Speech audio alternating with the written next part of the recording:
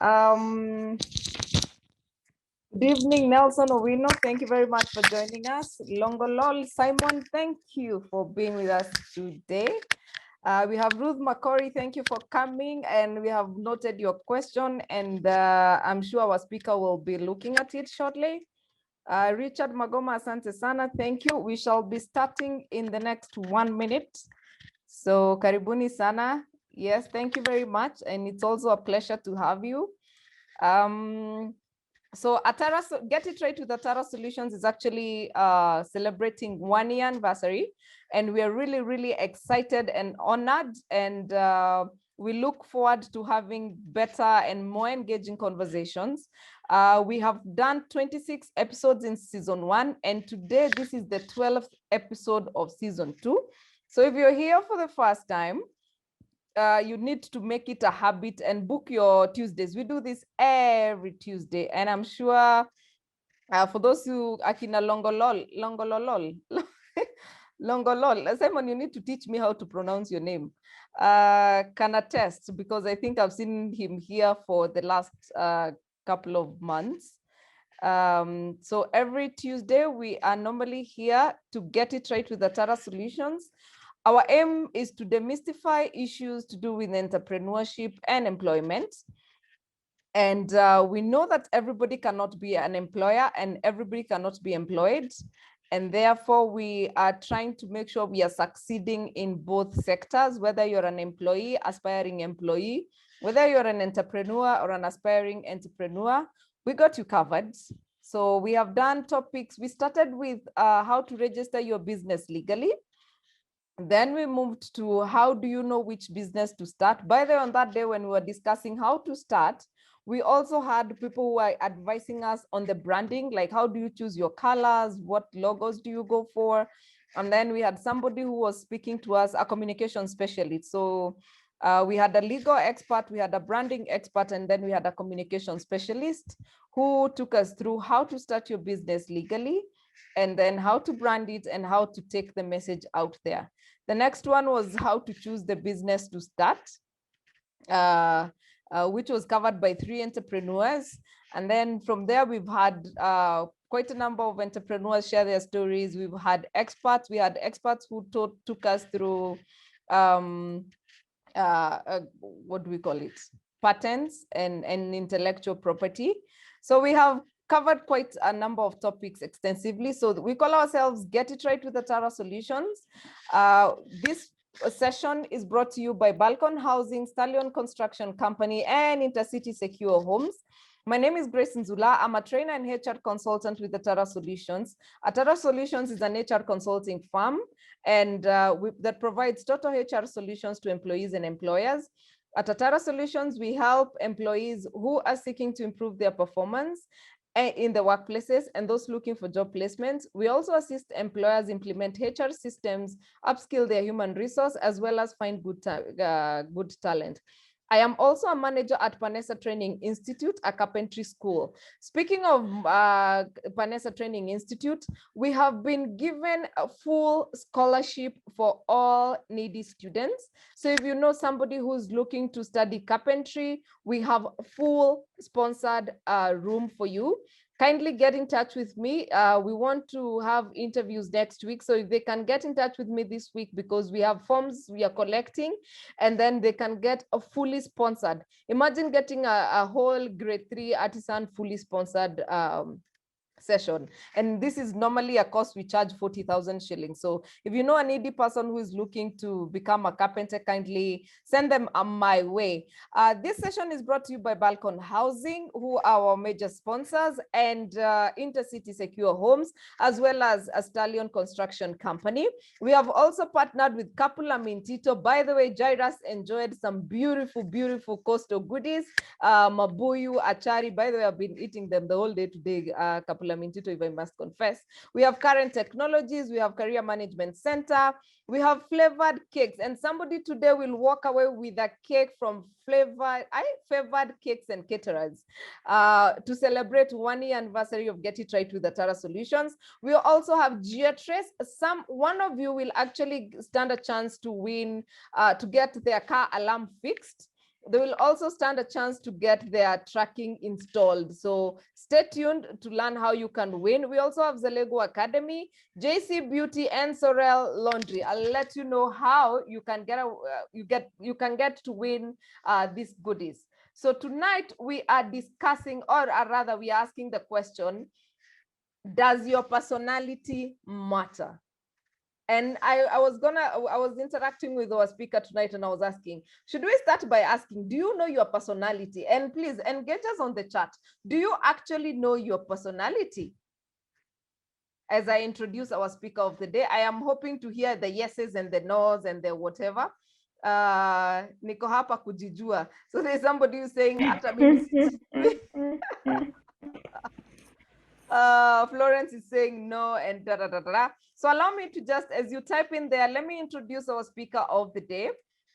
Her name is Vicky Karoga. Vicky, no one calls you Victoria. We are done with that. No. No. That one has refused. Yeah, that one has refused. By the way, I gave up. Yeah.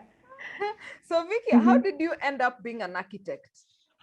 Before we even get to how you're here today. I was actually called for civil engineering in Jomo Kenyatta University, but I loved drawing and I loved all things artistic. I think when I was in class, I mean, just after high school, I used to make my own clothes, those kind of things. Yeah. So when I passed through the architectural class, they were drawing. And I thought, wow, okay. So I had the points where I applied, I was shifted. And then I realized in second year there was no more drawing. It was just a lot of math. Which I enjoyed. So, but man, architecture school. Okay. So Vicky's love for people and their stories saw her move into the people space, where she has been involved in the last 7 years. She runs a company called Profile International. It has seen her delve into the world of psychometrics, team coaching, digital learning, and emotional intelligence. By the way, she's one of the people who are, she'll tell you about her emotional intelligence program. Let me not bust whatever. So her passion is on facilitating the topic of emotional intelligence. Her work has seen her work in East Africa region, training on creating a blended learning and digital learning cultures, team cohesion, psychometrics, job fit, and obviously EQ. She has also collaborated with various organizations like Kenya Institute of Management for Koya Awards. She's a keen follower of talent management space. She loves music, and she plays with a local band whenever she's able to. She believes in the power of the people, their great potential, and in self-discovery. She draws greatly from the stories of inspiration told by others. So my people, you are in safe hands. And I can see people saying, I know I am an advocate. Advocate personality. Okay, so I can see we have quite a number of yeses, Vicky. What does personality entail? So tell us, Vicky, please take it away. Okay, yeah, I'm seeing here we have people saying yes. What does personality entail? Some saying I might be a hybrid. Now these guys talk about an ambivert, extrovert, introvert. There's someone here who knows he's is type D, which is direct, strong-willed, forceful. And then there's also INTJ, an advocate. Okay, yeah, so that's the 16 personality types. So largely I can see people have at least the two areas, extrovert and introvert, which I think is like a general term that we use. There's also the one we talk about, the choleric, the sanguine, the phlegmatic. That's another one that people generally use as well. I think in church, I encountered it. I was also quite young. So personalities, I think what we can say about personalities is it's not as much as we'd like to think that it is as simple as being an extrovert, an introvert. It's actually a bit more complex than that. And it is linked to a lot of other things. Psychologists actually say that our personality doesn't form fully until I think we are like the ages of, early 30s or something, because there's attitudes there, there's beliefs that we have, there's so many other things that constitute personality. But then what happens is that because it's such a, maybe I can share my presentation actually. I've already started talking. So because it is such a difficult place, a difficult topic, start looking for ways in which we can show these latent variables, these things that we really cannot tell, just like that. How do you measure how extroverted someone is? How do you measure how introverted someone is? So you do that by measuring certain perspectives, which we call, like, for example, one is behavior. So, but I wanted to ask people this question when we were starting. What do you think is a trait associated with successful people? Because I was Googling this and I was seeing all these words: adaptable, planners, confident. And I know everyone has that one word they say. For me, I think successful people have this particular trait. What word is that for you? Grace, what word is that for you?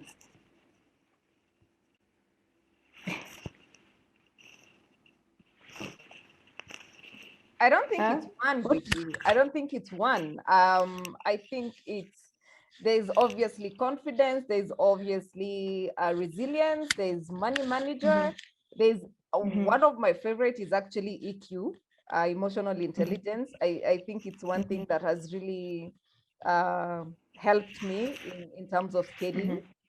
I can see people talking about choose power or whatever. Audacity. Somebody else is saying persistence. Brother House is saying positive. Somebody says acts with speed. Somebody is visionary. Martin Wanjohi says grit. Hi, Martin. Thank you for joining us.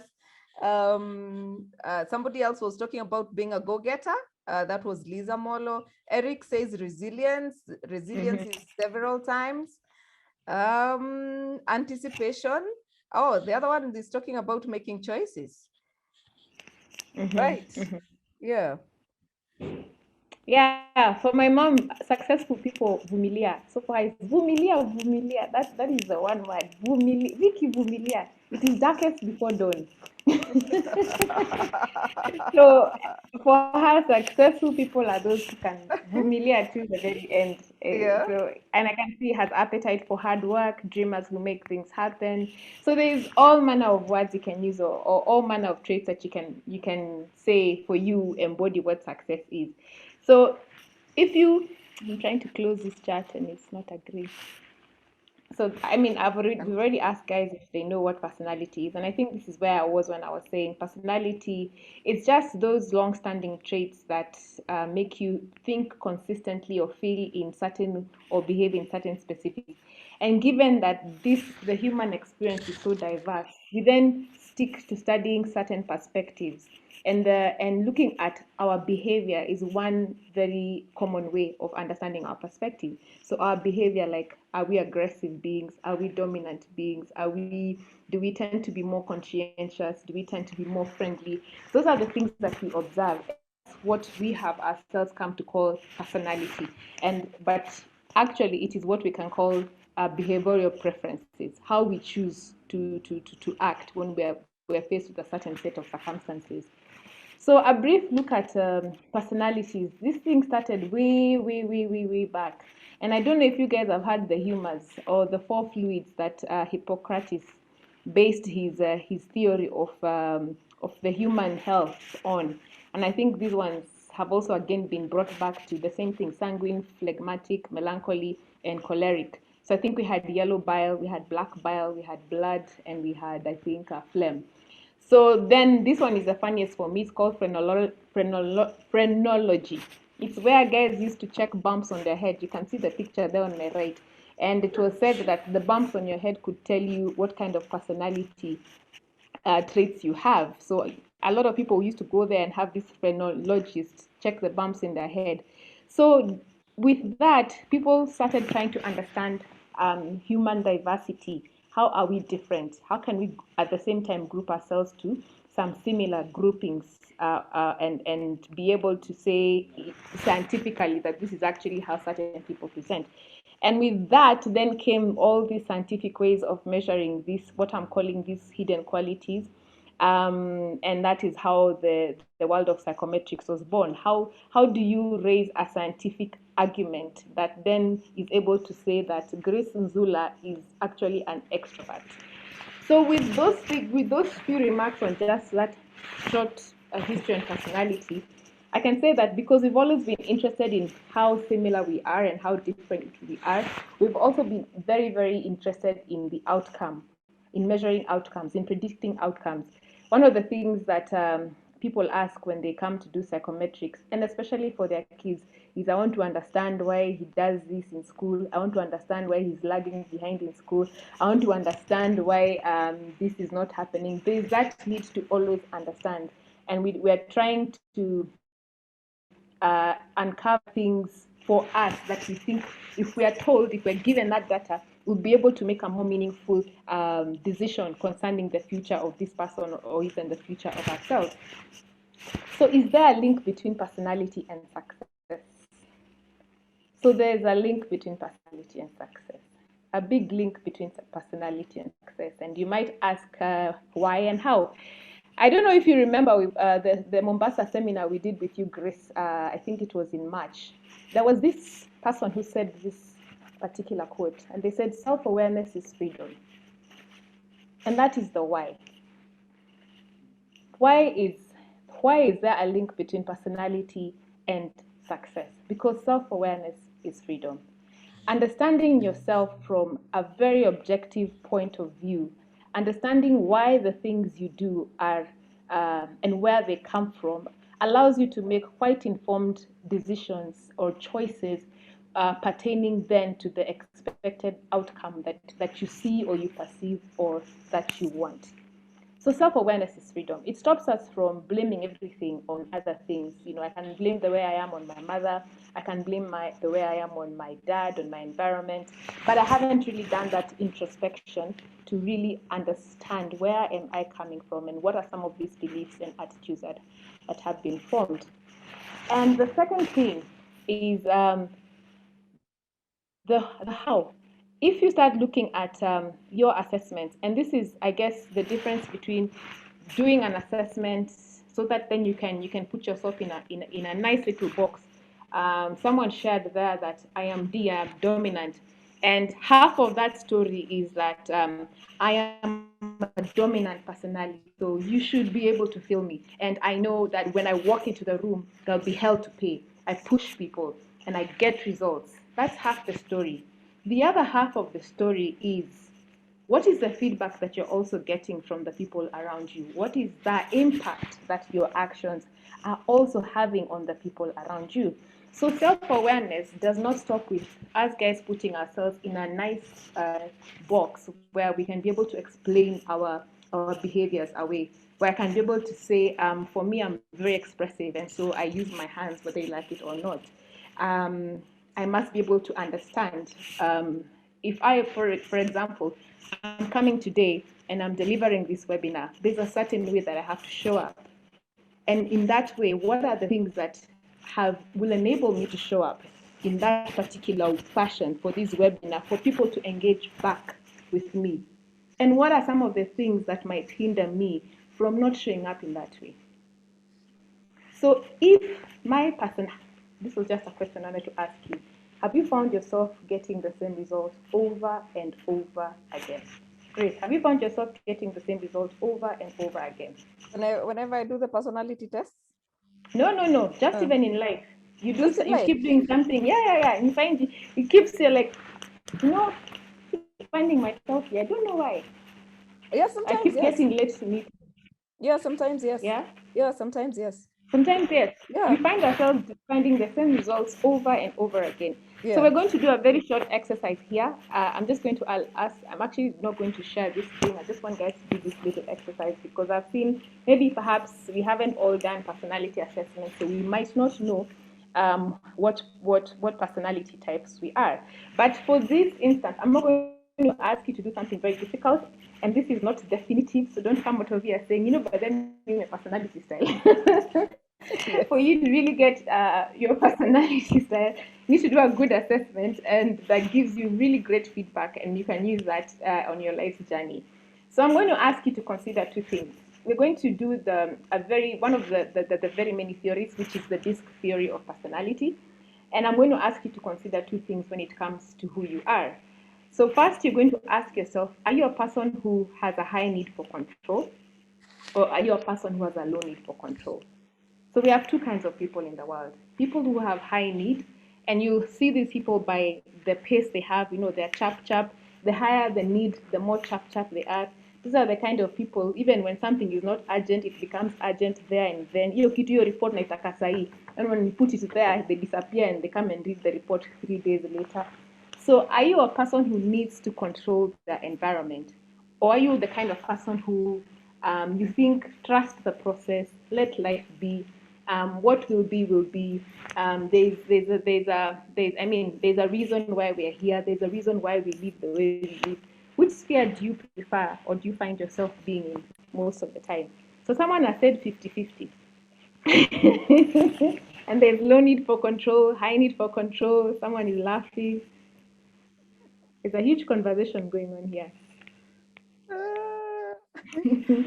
So now that we've decided, we'll call the people with the high need for control the upper sphere, and the people with the low need for control the lower sphere. So I have a high need for control. My husband has a low need for control. So you can imagine the way this house is most of the time.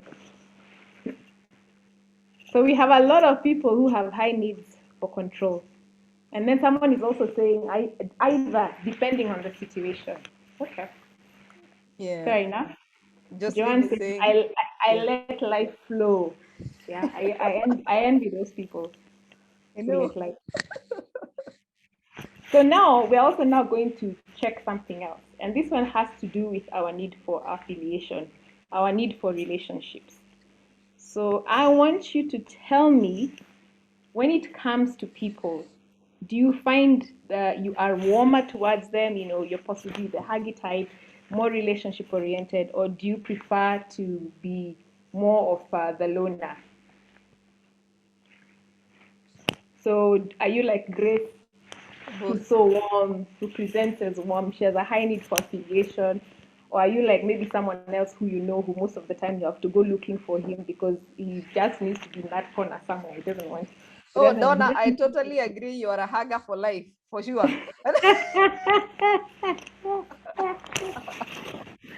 So we have more relationship-oriented people. We have, and we are testimony. I'm a warmer. There's even someone who's a warmer.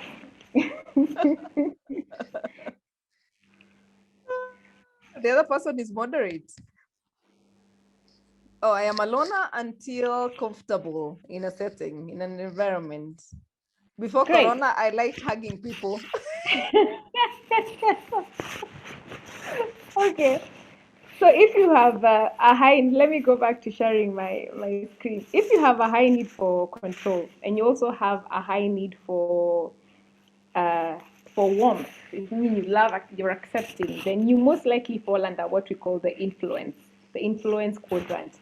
The influence quadrant are the people who love the events, who love talking to people. And when you see them, you notice their charm, you notice their enthusiasm, they're so social. People call them salespeople, but I think sometimes that's a myth just because of the very nature that they talk and talk so much.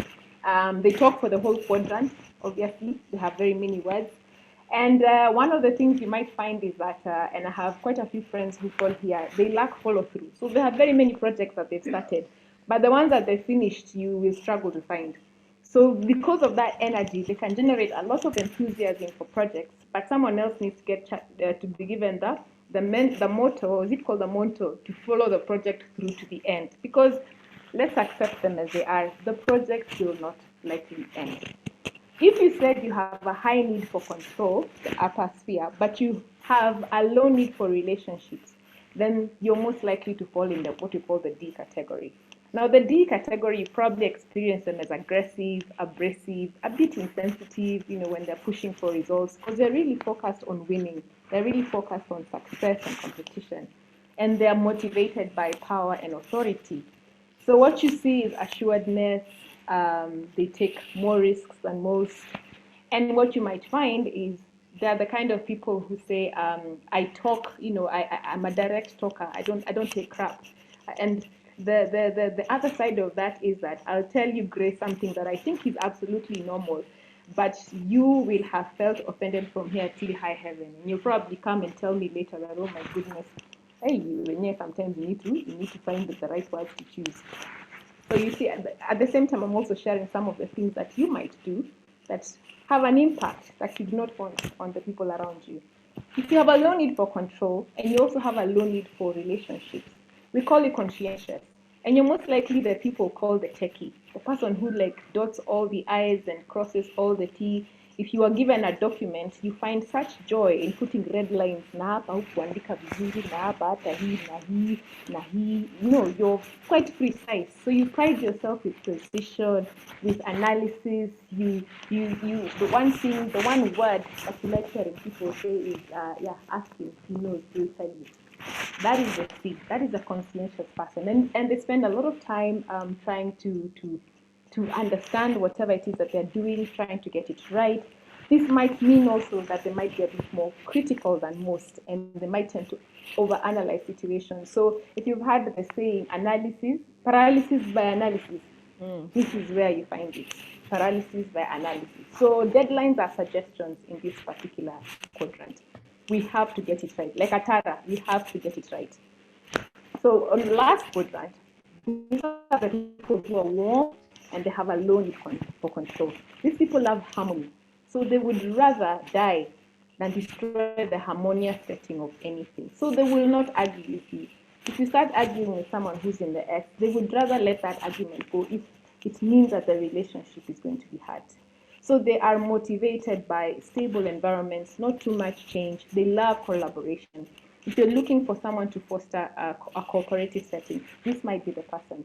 They care about the process. They care about how it will affect every single person. But the one thing about them is because of their love of harmony, they might tend again to be overly accommodating, and they might tend again to be indecisive, and they might also not be the best people to push for change. So you can see how these particular individuals will play in a team. The D and the S. I mean, can you imagine a team having a D and an S? How will that look like? Someone who's just pushing, and the S is like, this person is too abrasive, they're upsetting everyone. Where are they coming from? Did God really have to put them on this earth? Surely. So you find every single person that you possibly had a difficulty with, either work-wise or relationship-wise. If you really think back, there was some kind of personality that you probably haven't figured out. And so which brings us to, why was I saying that knowing your personality, there's a link to it and what success is. So we've shared together some of the things that we've talked about when we say people are successful. But the first thing we have to realize is all styles are equally valuable. Every single person brings something to the table. Someone who's dominant brings their need for results, their need to push. So they're deadline people. Someone who's in the I brings their enthusiasm, their ability to rally people together, to sell to people, something that the D won't do. The D will tell, but the I will sell. Someone in the C place will ensure that we don't make mistakes. I know guys in the D quadrant like saying, even me, I'm analytical and I know I can dot the details and everything, but details kill the dominant personality. They would rather, gloss over them, but because they're driven largely by success, they want to also see themselves as someone who has a detail-oriented capability. But the truth is, the C's are the ones who are focused on ensuring that things are gotten right. And then someone who ensures that there's harmony, there's diplomacy, someone who can handle situations with the tact that is required to keep relationships intact. So we have the 4 styles, all equally valuable. So why is this important? First, because one of the most fundamental reasons why people are successful is because of our ability to connect to others. No one ever made it in this life alone.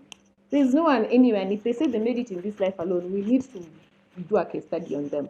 Everyone made it in this life because of some connection somewhere, and the more connections you're able to make, the more, especially in today's world where there's so much information, There's so much you can do. I mean, we met with Grace, now we are collaborating here. We're possibly going to collaborate some other place in the future. So we find connecting with people is in itself an art. And I'll even answer one of the questions given by, it was Ruth about feedback. Connecting with people, for some people it comes naturally, but for some they need to learn it. And you need to understand, how does your personality allow you to connect to people? And how does your personality also hinder you from connecting with people? Someone who's introverted is most likely going to find value in spending a lot of time alone. That means that they probably are more interested in doing self things such as maybe reading, watching movies. And a lot of the time, when I ask the question, do you find yourself getting the same results over and over again? So you sit, you watch TVs, you don't mingle with people, you don't share ideas as much as you should, and you're happy because, I mean, it makes you happy. That's your comfort zone. But understanding personalities goes beyond that. It goes into the area where you want to really ask yourself, how is this particular thing enabling me? So how is my love of the house, and I want to grow in my workplace. I want to become that career woman. I have identified a certain position and I want to grow into it. I'm an entrepreneur. I have a product. I want to go out and sell it. What will happen? I mean, how will I be able to do those things that are supposed to be considered? I'll give a personal example. I'm personally an introvert, and I've been an introvert for a long time, to the point where I discovered one of the things that was detrimental to the business is the fact that I didn't want to go for networking activities. It was not working for me.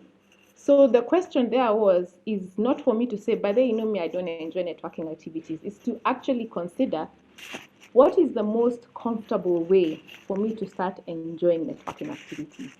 Do I need to be taking a friend with me so that at least I don't feel alone? I don't feel that fear, because myself was just a fear of, because I'm a dominant, it's just a fear of being wrong. It's an ego thing. It's just the fear of appearing, not being able to say the right things to people, so appearing lesser than I want to appear.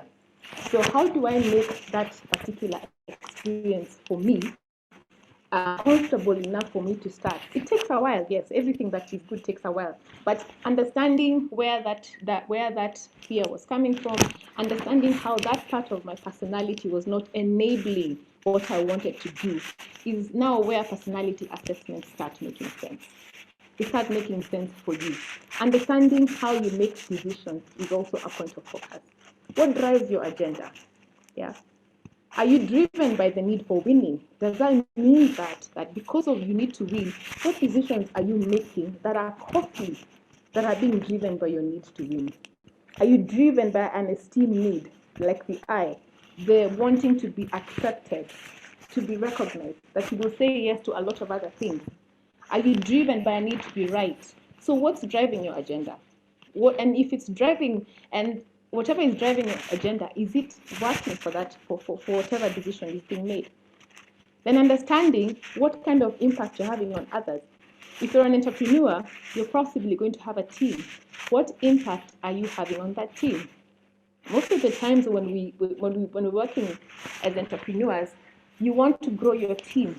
If you're impatient, you're not going to grow your team. You're going to end up doing everything, and everyone else is going to end up just answering to whatever it is little that you can delegate. And that's how you start hearing people saying, no one does anything around here, I have to keep doing everything. I'm the one who does everything right. Because it takes a lot of patience to actually grow people. And I think I was sharing on Twitter today, someone was just talking to me saying he understood from a while back that he's not the kind of person who has the patience. He cannot motivate people, one, and he doesn't even have the patience. So he learned to give leadership to others so that they're able to do those things. So understanding the impact you have on others is also a key point of focus. If you're in the harmony steadiness, where you're more private, when people find you very private, they don't know what you're saying, they don't know what you're thinking, might not trust you, even if you have the best of intentions.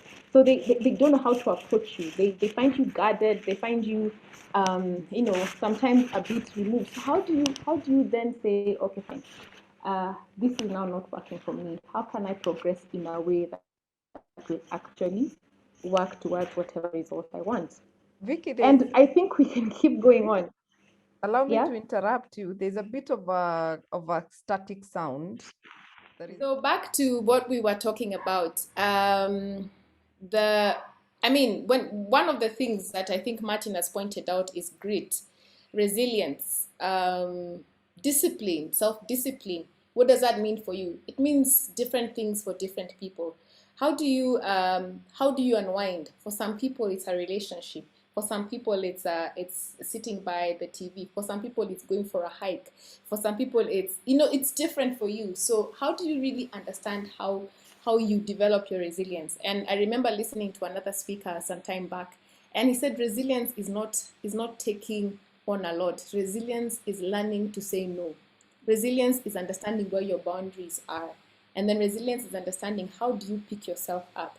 I used to love Richard. He stopped doing it, but he used to send us motivational videos in the morning. When you're just waking up, and it was in the middle of Corona, so we all used to wake up with a certain dread. And for some people, those videos don't work, but for others, they actually do.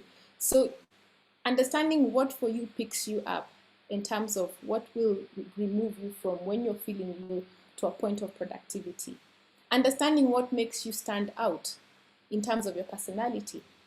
Understanding also how you negotiate. That's another thing. Some people tend to under-negotiate, others tend to over-negotiate. When you come into a negotiation, what are you bringing with you? How are you likely to end up? Are you likely to end up with a win-win situation? Are you likely to end up with a win-lose situation? Or are you likely to try and be more aggressive so the other person ends up having a lose and you have a win situation? So personalities play to a lot of the decisions that we have to make. They play to how we show ourselves to different parts of our life. They show up to how we attempt to balance our lives, whether it's our mental health, whether it's our physical health, whether it's our emotional health, or whether it's our spiritual health. And each of these, even as we try and move towards balance, there will be certain things that will come into that will always prevent us. I don't know how to put this, but there are always things that are roadblocks, and they don't come from outside, they come from within. And those are largely due to beliefs and attitudes and behaviors and habits that you have formed over the years. And it is really, really, I think it is a disservice to yourself not to really understand what these things are for what they are. So, with that, I think I will end by saying everyone is biased. We really are. Even I am biased. I'm biased for myself. I think I'm awesome. So Grace thinks she's awesome. Hussein thinks he's awesome. We all think we're awesome. Some people don't think they're awesome, but we are all really, really biased creatures. And one of the tools that I have found, and a lot of people speak to this in terms of, especially now where we have very little time for self-reflection. Our days are full of busy things. I woke up in the morning, Grace was on the top of my mind, but even as she was somewhere here settling because I knew I was coming to see her, I had a series of other things I had to do. There's my WhatsApp buzzing. So you're always finding that you have so many things running in your mind. So I always leave people with this quote because I have found it works very well when it comes to really understanding yourself, understanding what you're about. And it's about mindful living, which is the systematic awareness, cultivation of awareness, which is intentional, non-judgmental, and in the present. Intentional being, find out what it is, go and read about it. Someone was sharing in a webinar, we were told in school to focus, but no one ever told us what focus is. They just told us go focus. Now me, I'm telling you, go and read about focus. Find out what it is. Yeah, don't just say I'm going to focus. Find out. There's so many authors on focus. There's so many authors on mindfulness and mindful living. Find out what it is. And then after that, practice it intentionally. It's a skill. I mean, you have to learn it. Non-judgmentally means the one thing that we don't do often is accept ourselves as we are, accept our situations as we are. Because once we do that, then we're able to move from there. We want to color them. We want to be the judges. We want to be little gods upon ourselves. I judge myself harshly today, I judge you harshly. So non-judgmentally. And then in the present moment is we're creatures of, we're time travelers. Where I'm thinking about my morning. In the morning, I was thinking about the webinar. In the afternoon or in the evening, it hadn't happened. I didn't even know how it was going to happen. It was already beginning to cause some sort of anxiety, especially when some characters started sending me messages in my WhatsApp about the webinar. It hasn't happened, but I'm already thinking butterflies have come to my stomach. That is what I was bringing to whatever activity I was doing in the afternoon. And so we tend to be time travelers. So the art of learning to bring ourselves back to what is really important now. How am I showing up to this? What part of me am I bringing? And how is that going to help me be successful in whatever it is that I want to do? I think that's where we find that the link between success and understanding our personality really, really starts to make sense. So thank you, Grace. With those short remarks, I was told 20 minutes. How many have I taken? I've taken a lot. Don't worry about that. I think it was well worth it. So to our audience, this webinar is brought to you by Atara Solutions in partnership with Balcon Housing and Intercity Secure Homes. And I can see we have quite a number of comments, and you're welcome to ask your questions. But there's a question that had come in earlier. And I can see some people have raised your hands. Please use the Q&A section, but we can also take towards the end, we'll take a live question. However, there's somebody who was asking, how do we know, which test do we take? Because there are so many online. Which one do you recommend to measure, or rather to test our personalities? Yeah. I recommend one that is well validated. There are several as well, and you'll find them there. You can search for this training industry. They're a bit expensive, but you don't have to take them more than once, and they give you a lot of information and a lot of feedback. They're very reliable tools. I think I've taken so many, so I can tell you, get a good assessment. It can be based on DISC. It can be based on whatever it is. Even there's Hogan, there's What We Do, Profiles XT, there's DISC, there's Clarity 4D, there's MBTI, there's the 16 personalities. I think the 16 personalities is quite famous. This is the Myers-Briggs one, yeah? There's the Myers-Briggs, and then there's the 16 personalities, which is based on the Myers-Briggs. Okay. Yeah. Okay. All right. So for the people who are asking about the personalities, you got your answer. So let's take a couple of questions. Just one sec. So Vicky, you've said there's a link to your personality with success, right? That is confirmed. Yeah. Your personality determines your success. Knowing your personality. Oh, knowing your personality determines your personality. Because then you can do. Yeah? Yes, there are traits there that will help you go where you're going, and there are traits there that will not help you go where you're going. Okay. And you have to understand that. Yes. Okay. I get it. So you've heard, my people, it is knowing your personality that propels you to success. It is not your personality. Hey, I like that one. So okay, I have quite a number of people asking for the presentation, but Lisa Molo is saying, hi Vicky, can one have personality that cut across the 4 quadrants? So we say that you're a blend, and you're a blend of all personalities, naturally, and you can actually exhibit certain personality traits of whichever style it is. However, there is a preference. We all have preferences, and actually when we measure, we're measuring your preference. We're measuring which ones are you most likely to go to in case of, when you're making decisions, how do you make them? When you're actually, you call them priorities. Do you prioritize results? Do you prioritize challenge? When I'm having this conversation with you, am I prioritizing my relationship with you? Am I prioritizing showing you that I know what I'm talking about? Those are the things we're looking at. So whenever someone tells me, can it cut through all the 4 quadrants? Sometimes I also want to ask yourself to ask a question. Are you perhaps looking at the quadrants and seeing traits you admire that you want to be part of you? So now you're looking on the outside, trying to grab something to put inside. it is more beneficial to check inside and see what you have, and then now understand how you're going to grow to be able to adapt to situations with what you have. Okay. Yeah. I like Kevin's question. How can you help a person with ADHD deal with issues concerning focus? Okay. So one thing we also always have to distinguish, and I think it is very important, even as professionals, is where your role ends and where the role of a healthcare professional starts.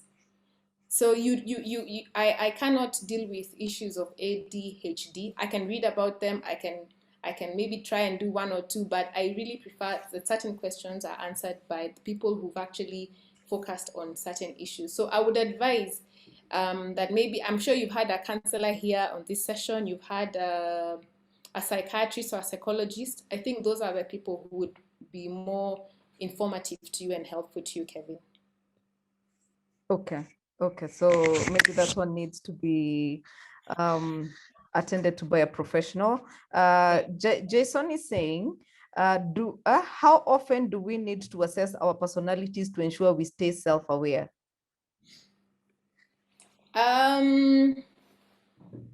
If you feel the need to, again, then please do. However, I find that when people start, if you take a really good self-assessment, and then you also have a really good experience of having it either debriefed for you, or you take the time to really understand it, I find that from that point on, people start using it as a tool. So they rarely ever go to look for another assessment. However, sometimes you may feel you have changed because of one thing or the other. And I'll give an example. I have a friend of mine who we used to work together. So she did an assessment and then she got cancer. And she went through, the whole shebang of cancer is not an easy one. When she came out on the other side, my friend, she was not the same person. She was someone completely different. So she was like, I just feel, I feel life. And when we did her personality, it was different. And she was different. She moved from wearing flats to heels. She changed like that. So there are times when you say, okay, fine, I think, let me find out. But if you take it as a tool, I don't think you'll do it very often. Okay, okay. Let me remind you, our audience, we have giveaways today celebrating 1 year of these webinars. Vicky, let me ask you, somebody had asked on Facebook, do we have a specific, is there a specific type of personality that successful business people possess? They actually don't put it as personality. No, they're very careful. They always put it as other things: social skills, emotional intelligence. We have leaders across the spectrum.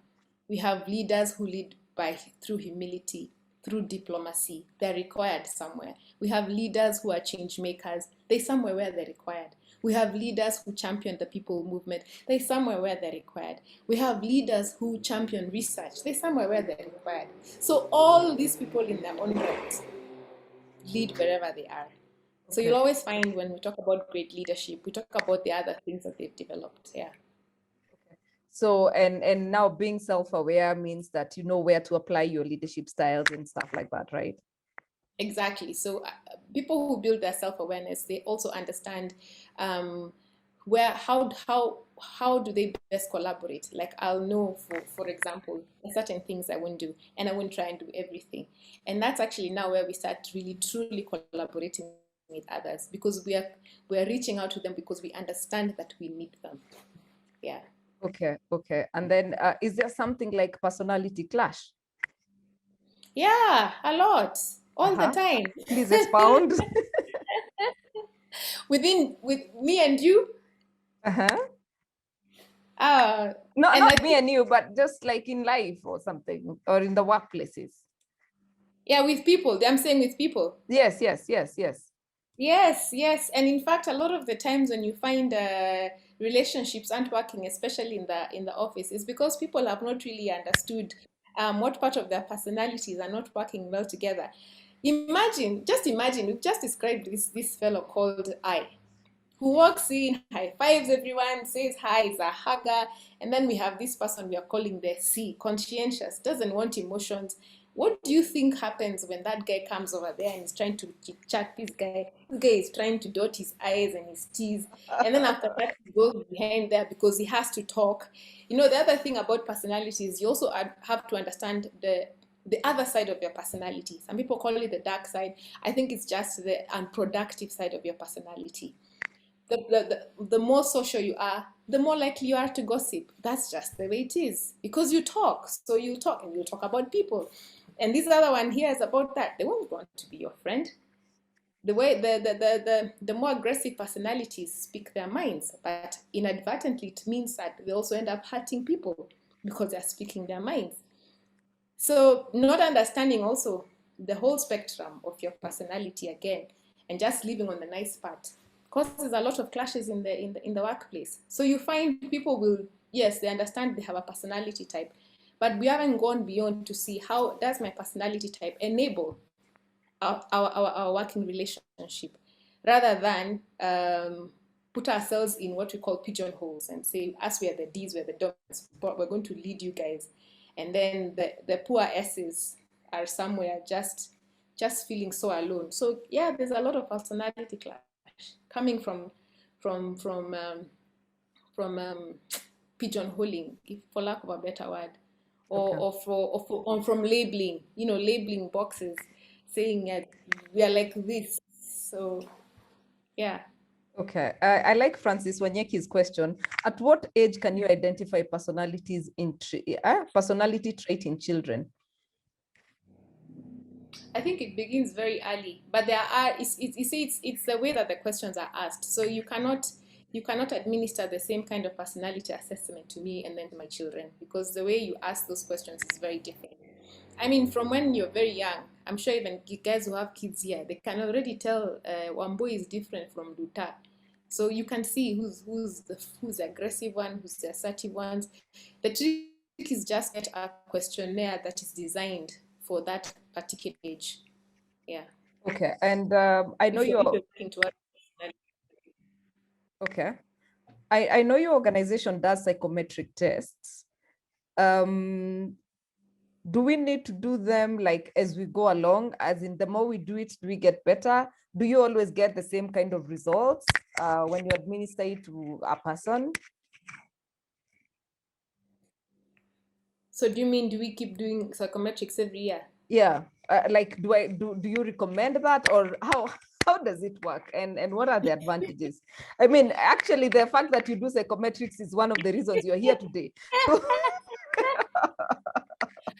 In fact, usually when if I come to your organization, the first question I'll ask you is, have you done any psychometrics before? If you've done them, there's no point why we should do another one. Because where are we doing another one to get the same results? If you did a team building in December and I'm there for another team building in June, why are we doing another one? So sometimes we do it because it's either a feel-good moment for all of us. Let's do this again. Let's go through this exercise again. To be honest, and through this journey that we've had, the biggest gap has been in really understanding how to use a psychometric effectively. So we use it for a very brief period of time. Even the ones that we also give for recruitment, you use it for the recruitment period, which is like this, you're like getting 10%. Well, that assessment has so much more that you can use for the person. It has a lot of information, both for the individual, for the managers who are taking in this person, for the people that they're going to work with. So if you have a habit of doing psychometric assessments in your organization, it means you also develop a certain language when it comes to speaking with people. People who've done DISC, will always talk about I'm a D, I'm an I, I'm an S, I'm a C. And when it comes to conflict, you're able to remove that from yourself. It's kind of like make it a bit more objective. It's not I. You're like, by the way, right there at that meeting, you really talked over us. I think the deal really came out really strong, and you didn't let the rest of us talk. So you're not attacking the person. So if the gap is the effective use of psychometric assessments. They can be quite, can I say, inexpensive. At the beginning, they're expensive, but if you use them for the longevity or for over and over again to achieve whatever results you want, you find that they're actually not expensive instruments. But if you do one today, then December you want to do another one, then the other December you want to do another one, I don't think you're really adding any value. Okay. All right. And you actually even create a culture of just wanting to know, what will this one say? What will this other one say? And what will the other one say? So it's not a culture of, let me first figure myself out. Okay. We have an interesting question from John Mwangi, who says, in an ICT training institute, we are trying to come up with a course advisor tool to help students select a skill course they are most likely to blossom based on their individual strength areas. The goal is to help the students end up with a skill set that will come to them naturally. Kindly advise how we can go about this. I think the best thing for you to use, because this is also a college, is what we call the Holland's motivational interests, occupational interests. And these are the ones that speak to creativity, investigative natures, mechanical. I think just Google Holland's occupational theory, I think, or motivational theory. It's not so complex, but it's a good place to start if you're thinking of developing a skill. If you're, let me see, he says, with a course advisor tool. Now, I always say this because I speak to psychometrics. It is not easy to design a tool. In fact, it should never be that you can design a tool just like that, because there are so many parameters you have to consider when you're designing questions to ask for purposes of trying to understand someone better, even if it's just to understand what they would prefer. So you would possibly want to get in touch with someone who's done this before so that they can help you with the design of this tool, and they can really advise you on how to go about making the whole process legit. All right, all right, all right. Allow us to take a question live. Howzi Bilali, I can see your hand is up and I have allowed you to talk. Please go ahead and ask your question. Mr. Hausi, please unmute yourself. There you go. Yes, I'm asking, is it possible to Madam Vicky to avail herself if somebody needs such a good presentation? Yes, yes, yes, definitely, definitely. She does this for a living. I see. So is it possible to share any contacts, or I rather will. maybe... The way we normally share after every presentation, we'll share her notes and her contact details on email. Perfect. All right. Perfect. Joseph Kibanga, your hand is up. Joseph Kibanga? Kibanga. Or Sisi Cheriot? Thank you so much. I've enjoyed the presentation, and you are presiding also. Thank you so much. I think the facilitator talked about the biases, and I think we need to get into the business of minimizing. I think that is good. She talked of on the area of sometimes, I don't know if she was talking of the conscientious. Someone can even decide to lose rather than win and maybe ruin the relationship. And I'm taken to the ethic of care. And I don't want to get so much into the issue of gender and the morality development, because there was this study done by Carol Killigan from the University of Harvard, whereas men, sometimes we are pushing to win at all costs, but women are more into the ethic of care, but that is a topic for another day. I like the mindfulness that she ended with, and I think there is this, as therapists, you know, I'm a counselor myself, there is this acceptance and commitment therapy, whereby you try to learn about yourself and accept. I like the word non-judgmental. When we talk about non-judgmental, we tend to think more of not to be judgmental of others, but we forget that we should also be very kind to ourselves, because sometimes we are so hard on ourselves. And I think that mindfulness was very good. Let me end on, I think she talked about the leadership. I think she has a lot of experience on in that area. And I think she mentioned all type of leadership that they are needed.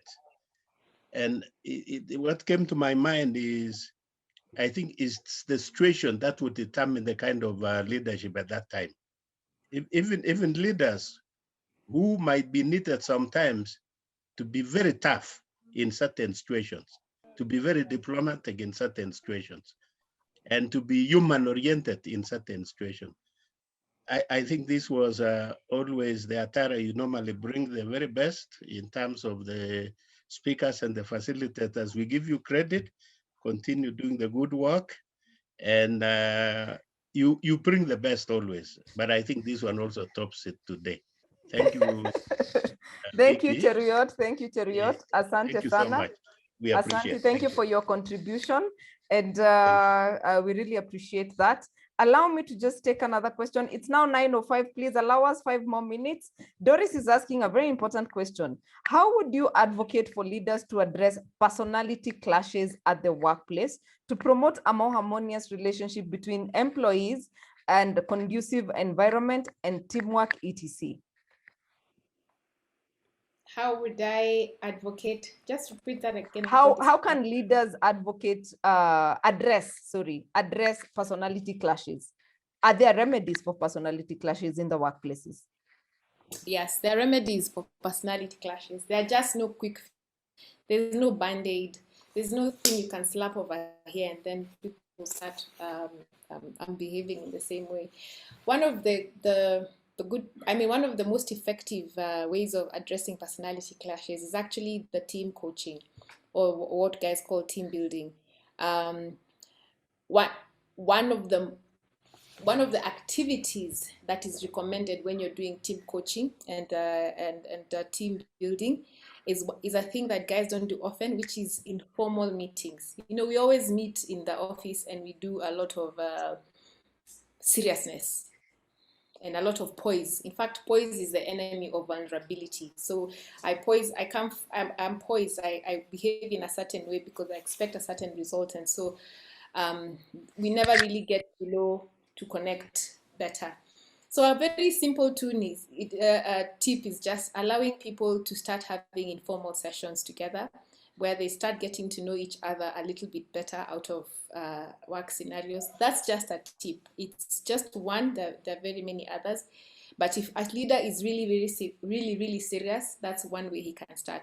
And of course, by getting to know the personality traits, having a qualified trainer to take them through not just the traits themselves, but also how does each how does each personality connect, aid, help? Why do we all need each other?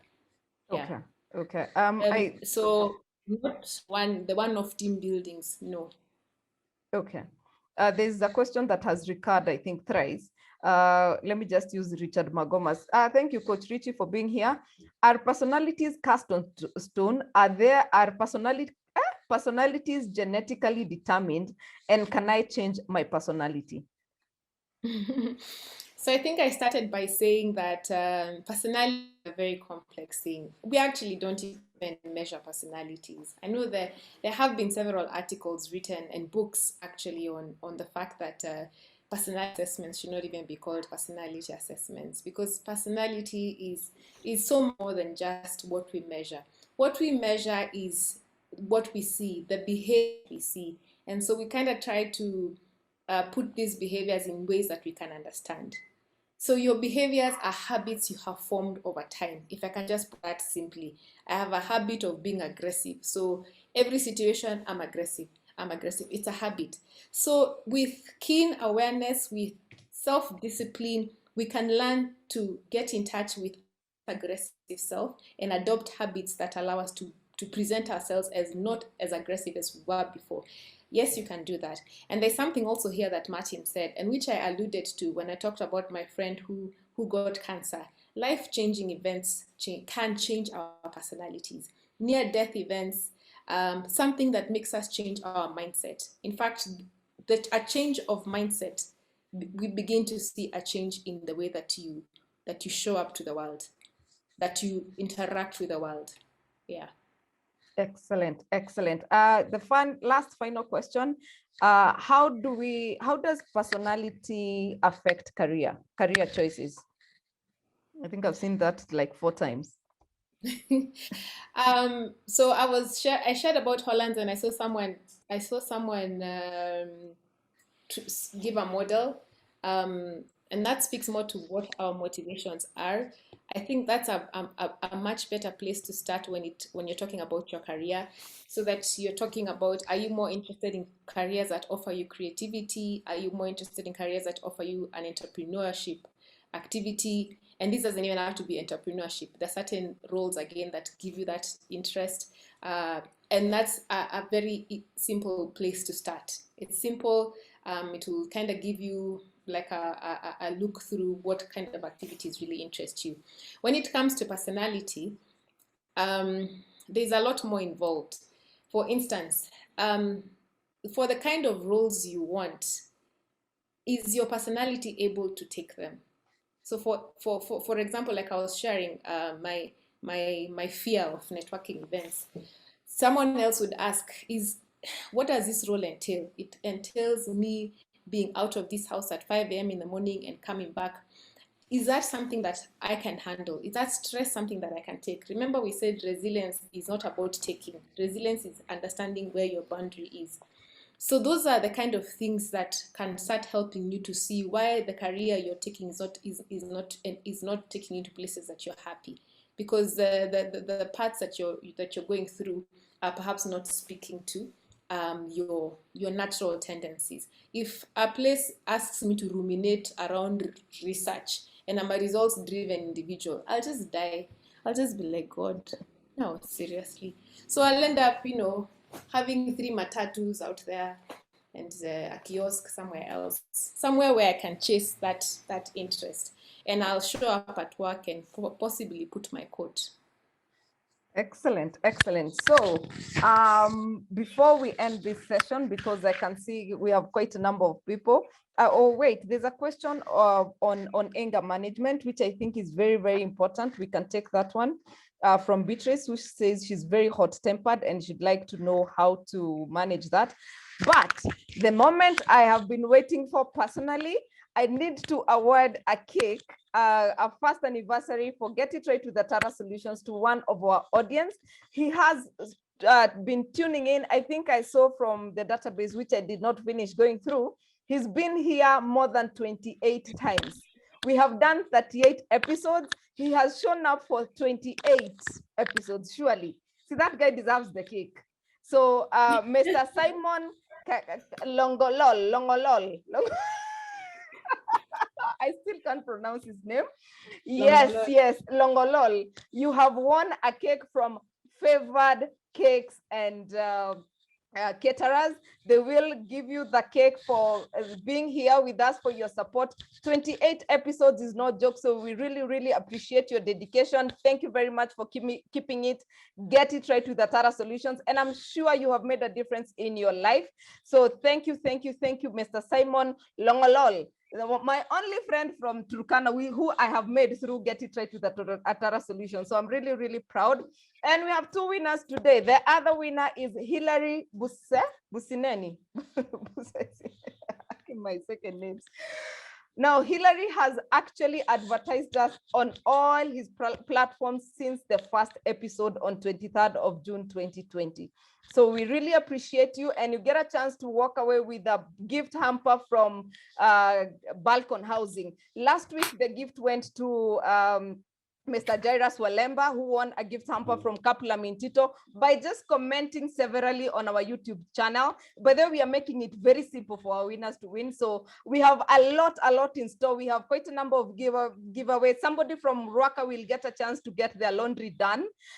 Somebody else will win a car alarm. installed on their car. The other person will get tracking done on their vehicle, that of a loved one. Somebody else will get a gift hamper from JC. So all of you have been covered. So keep it here. Us in Kilifi, we will send them, my dear. You just need to stay here, stay tuned. Follow us on Instagram, follow us on YouTube, follow us on like our Facebook page, and leave a comment on YouTube, because that one I can tell you will work. Let me just give you a hint on what works mostly. But before we end this session, allow us to take a question from Esther Kerebi. Esther, yeah, the question from Esther, and then we go to Beatrice on anger management. Esther? Thank you. Yes. Thank you for the opportunity. Mine is just a comment about personality. I'm Esther Nyamache Kerebi. I'm a psychologist. I'm just wanting to comment to everyone that no personality is wrong or right. We can't say that I have a bad or a wrong personality that I need to change to another. Personality, everyone has a kind of personality or a different personality, and every personality has strengths and weaknesses depending on situations, various situations in life. So all that is required is one that if you have this kind of personality and there are weaknesses in it, you try to strengthen yourself so that you can move away from the weaknesses that may make you clash with others when you are relating. So I just wanted to emphasize that no personality is stronger than the other. It is they are just personal traits that everyone requires to understand yourself so that you work towards what is positive and you avoid more of what is negative. And on the same personalities in terms of relationships, there are places where one personality clashes with another, but there are always solutions on how to go about it. So that is where counseling comes in. Thank you. Thank you very much, Esther, for your contribution. Vicky, maybe you can answer on the anger management question. She's asking how she can be able to control her anger. Okay, so I'm going to duck under the same thing I've been ducking under. If you want to control that anger, because I know it can be a problem. Actually, I have a brother who has anger management, and he has had to go through help.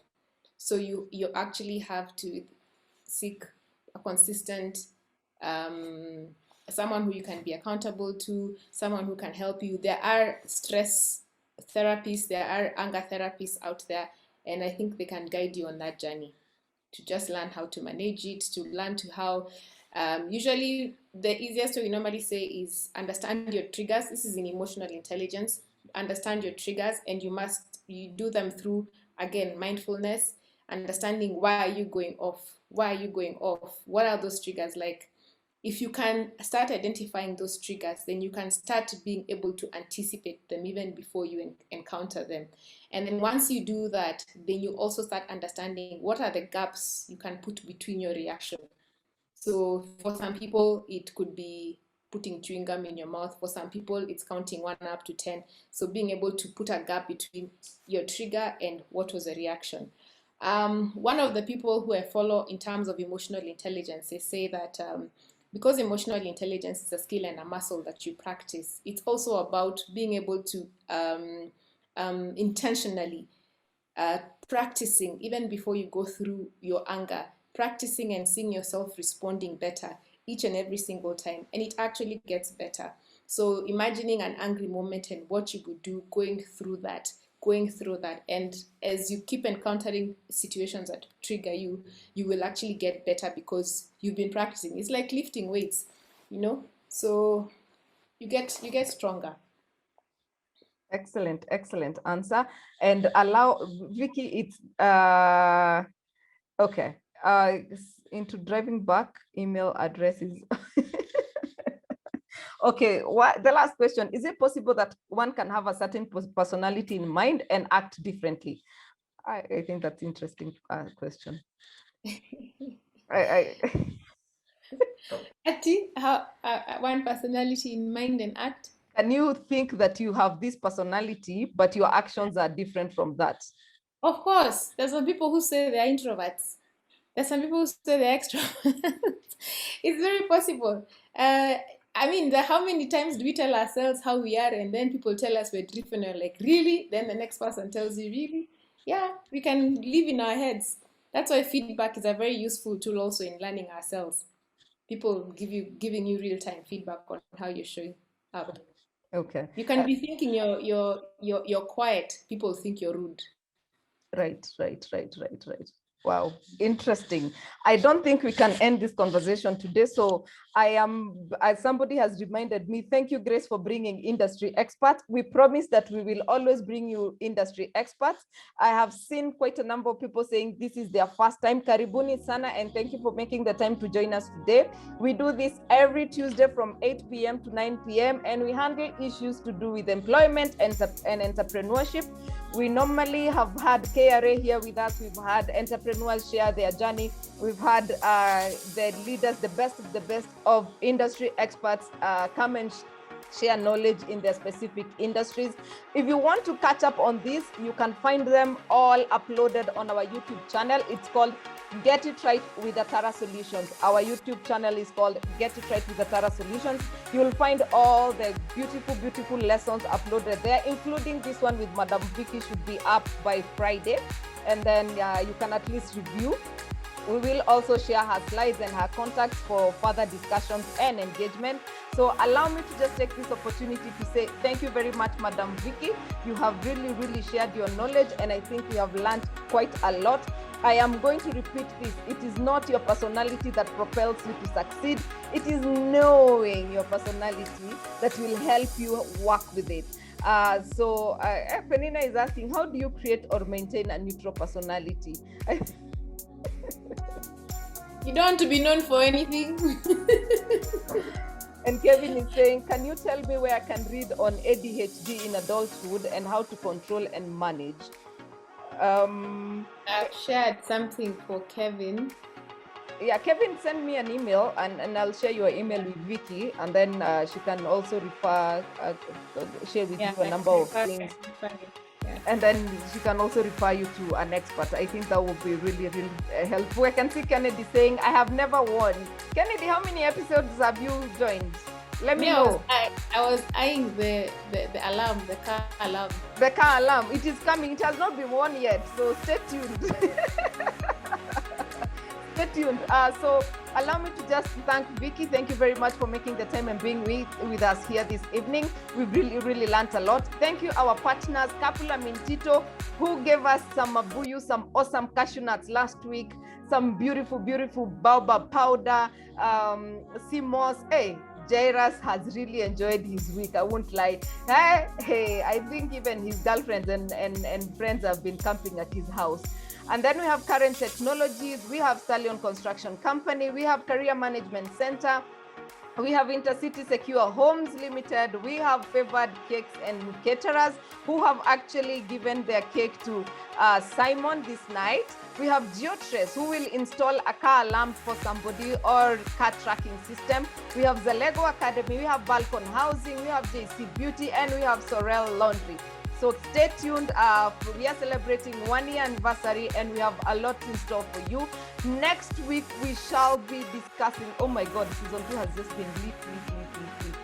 So I promise you, I will let you know what you're discussing. But what we have in store this month, we have somebody will come and talk to us about investments and money matters.